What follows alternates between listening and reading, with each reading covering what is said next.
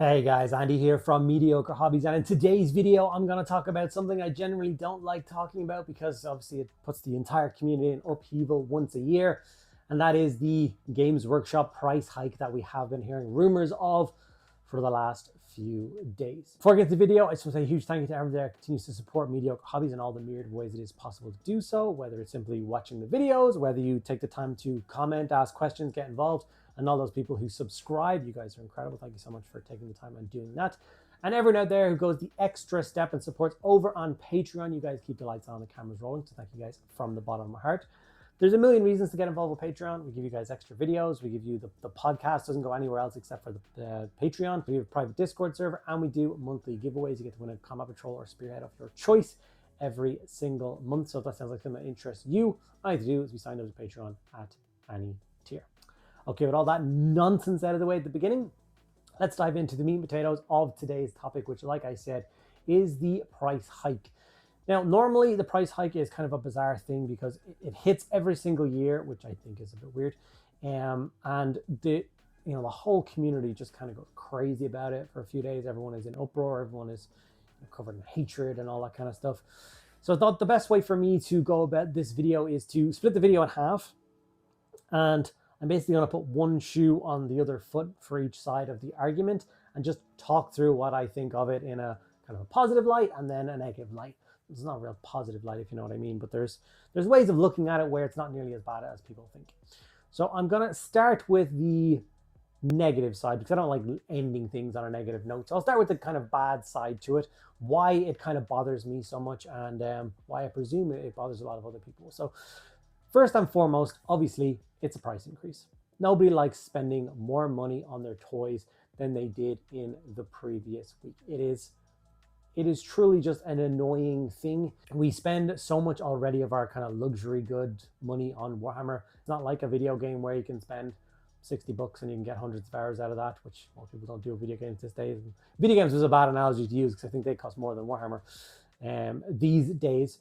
But in kind of a world where right now, petrol has never cost more, food has never cost more, rent has never cost more, electricity, insurance, wages are stagnant. It's with all of those things going on, our escape from the real world and all those horrible things is our hobbies, the things that we take joy in. And if wanting to collect a new army or add a few new models to it or buy a big new cool piece to paint is going to add a lot of extra stress onto you because that model or product or army has gone up in price over and over again, that can make you feel pretty crappy.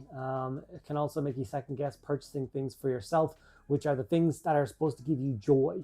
And if you suddenly start not being able to afford those little things that give you joy, whether it is an extra video game or whether it's going out for a nice meal and a few drinks or whether it's buying a few pieces of Warhammer every single month, then you're doing that whole thing where you're working just to live, and that's just no way to go about it. I've always kind of had this rule for myself, which is on payday, spend some money on yourself.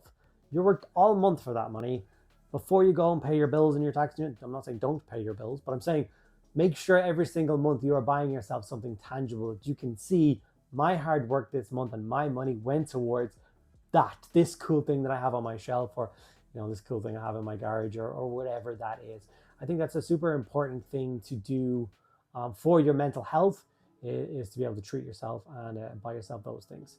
Now, with the Games Workshop price increases, there's definitely some things about it which drive me a little bit insane. Certain price increases have always driven me insane. Obviously, the yearly ones, they don't bother me so much because they're like, 5% usually is what we're looking at, which is not nothing, don't get me wrong. And I'll talk about how much 5% actually is when I get to the pro side of it. The price increase usually hit me the most when they redo an already existing model. I remember the first time I ever took a step back and was like, are you guys actually serious? Was when the monolith got redone. Because one week we had a monolith and it was a box. It had some guns pointing out the side. It had a big crystal on top. It had a portal on the front that Necrons could come out of. And it was really nice. And in Games Workshop Dublin at the time, it was €50. And then it went away.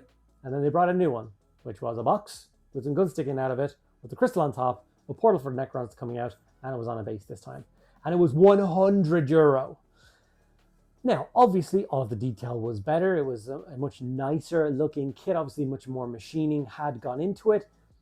But it was €100 for one tank. That's super heavy prices, and it ain't a super heavy. So that did bother me an awful lot. So like I said, the yearly ones tend to, they're a hard sell. They're a bit annoying. They're not enjoyable, especially if you're planning on buying a new army in the next couple of months. You're going to end up shelling out an extra 50, 60 quid for that army, which can be annoying, but it is just kind of what it is. So moving on from that, the other thing that drives me nuts, and I think that I hate that Games Workshop continues to increase their pricing on, is books, codexes, rule books. I think out of all the practices that Games Workshop currently has, which drive me insane, is their books. And as you can see, I'm a big advocate for these shelves are literally filled. You can't see down there, but all these shelves are filled with Games Workshop books, codexes, campaign books, all of those things. And the concept that these books continue to go up and up and up and up and up and up in price, and almost all the time you get them, and 2 weeks later they're out of date. And they tell you, oh, well, this bit of the book is great and that bit of the book is great, but you're going to have to go online to this website and get this PDF, and that'll update that rule that we've changed, and that rule that we've changed, and that rule that we've changed. That drives me insane. I still have the first edition of the new Old World rule book, and I played the first edition of Old World quite extensively. And then they did that big, huge update a while ago, and so many rules in the rulebook changed that there's no point in even opening that. It was a waste of money then. And yet Games Workshop continued to sell that rulebook, even though the rules were out of date, up until they brought out the 1.5 one a few weeks ago. That to me is baffling. That just drives me insane. So the fact that there's going to be books on the shelf that they know are currently out of date. Obviously 11th editions come out. A lot of the codex have changed. They'll have to do tweaks. They've done all of the 10th edition erratas have come out for all those codexes. So a lot of the words and lettering and rules and points and all those books are currently out of date, and yet they're still going to increase the price of them. Selling an out-of-date product and increasing the price on an out-of-date product. Could you imagine any other company doing that? That's madness to me. I just hate it. Okay, now let's just shift over to the other side of it and talk a little bit, not positively, because it's hard to see positive, but try and see the not so bad side of it. So obviously this comes every single year, so it's no surprise, and it's not fair to just tarnish Games Workshop with the brush. Every single company goes up in price every single year. I'm currently on my iPhone 15 Pro Max, and I started with the first iPhone 3. It's actually still there on my shelf. Get a new iPhone every 2 years. My first iPhone cost me 300 quid, I think, 350 quid maybe, which was so much money for phones back in the day. I mean, so much. My Razor never cost no 350 bucks. And now the 15 Pro Max is like over 2 grand. What? That's insane. And of course we give out about it, but I feel like Games Workshop is hit with that nasty brush way worse than everybody else. So I decided to do a little bit of research and look into kind of the average of what people spend. So the average money everybody spends on Warhammer, it's quite a broad spectrum. It's between $500 and $1,500 every single year.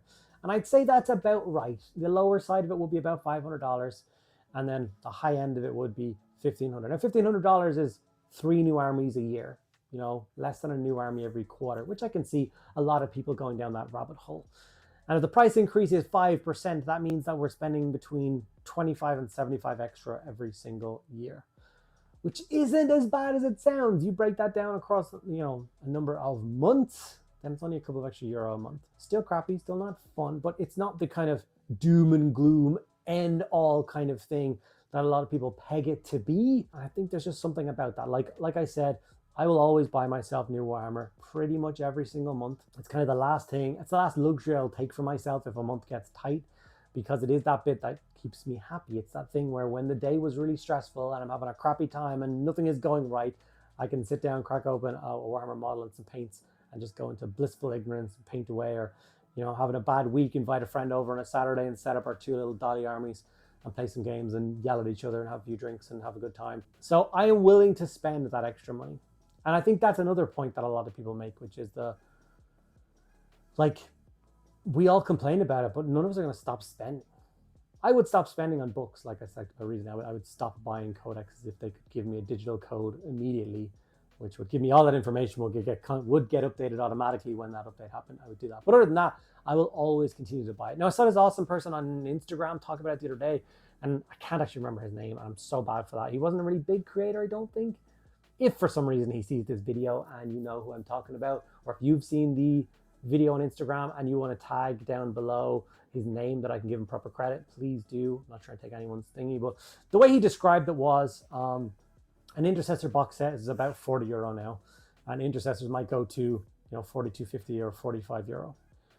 And then he described it as like, if you go back kind of 10 years, a pint used to cost €3.50, and now it's €7 or €8. So then you divide the number of pints by an Intercessor box set. So you can either buy an Intercessor box set, 10 Space Marines, or 5 pints. And his argument was, you would go out in a heartbeat without thinking about it. You would sit down with your mates and you would spend £50, buy yourself 5 pints, have a laugh, drink them, and then that's gone. And that might be 3 hours of enjoyment. Whereas an Intercessor box set, you're going to get a lot more than 3 hours worth of enjoyment. So that's how I always used to divide down. The analogy I used to use years ago was a cinema trip. You spend, if you go to the cinema now as a couple, you're spending €50. You spend €20-25 on tickets, and you're spending €20-25 on snacks or whatever. And that's for 2 hours of enjoyment. And it kind of stings this time, the price of it now, even that stings a little bit. But that 2 hours of enjoyment is considered to be worth it. Whereas with that same amount of money, you can go away and spend that on Warhammer, and you will then, of course, get a lot more hours of enjoyment out of it than that 2 hours. So yes, prices going up are not fun and not nice. Do I still think it's good value for money? I think so. Obviously, if you are just bulk buying and adding it to your pile of shame, yes, I still call it a pile of shame because I have a gigantic pile and I'm ashamed of it, then obviously you're not getting your value for money. But every single time I pick up a piece and I spend some time building and painting it, I look at that model at the end and I feel that kind of endorphin rush of happiness, I definitely think it's worth it. So that's just my 2 cents. I'd love to hear everybody's thoughts and feelings on what they think about it. I don't need the absolute crap storm in the comments about how Games Workshop is an evil Nazi corporation and they're telling you horrible things and they're the devil. Don't need that. That's not constructive or criticism. Just how you feel about it and why you feel about it that way about it would be great. And if you could try and balance it out by 1 pro and 1 con, that would also help keep the conversation going a little bit more smoothly and a little bit nicer. So yeah, I just wanted to get that off my chest, let you guys know how I felt, and hopefully get a little bit more about how you guys felt as well. So thank you guys so much for listening to my rant. Hopefully you found it informative or a little bit entertaining or even just annoying, just something to watch. And I'll see you guys in the next video. Bye.